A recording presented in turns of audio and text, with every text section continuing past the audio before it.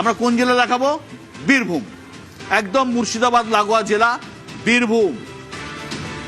বীরভূমে মোট আসন 11।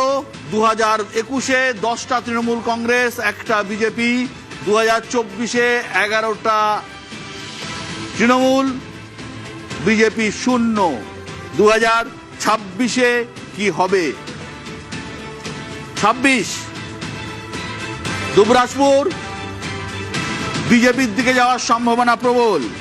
শিউড়ি 50-50, বোলপুর তৃণমূল কংগ্রেস, নানুর তৃণমূল কংগ্রেস, লাভপুর তৃণমূল কংগ্রেস, সাঁইথিয়া তৃণমূল কংগ্রেস, ময়ূরেশ্বর এই সিটটি বিজেপির দিকে যেতে পারে।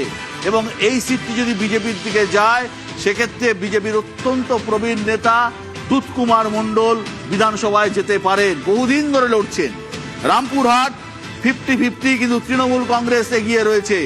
হাসন তৃণমূল কংগ্রেস, নলহাটি তৃণমূল কংগ্রেস। মুরার ওই সিট 50-50, কিন্তু তৃণমূল কংগ্রেসের দিকে যাওয়ার সম্ভাবনা প্রবল রয়েছে। টোটাল দেখাও বীরভূমটা।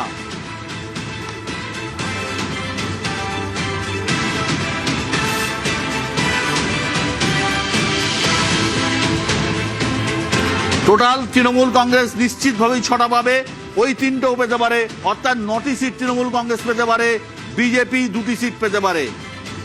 1টি ছিল, 2টি পেতে পারে বিজেপি। তৃণমূল কংগ্রেস 6টা পেতে পারে, 6টার সঙ্গে আরো 3টে পেতে পারে, 9টা পেতে পারে, ওখান থেকে 2টো বা 1টা হতে পারে। কিন্তু কোনোভাবেই তৃণমূল কংগ্রেস 7টার বা 8টার কম বীরভূমে পাবে না।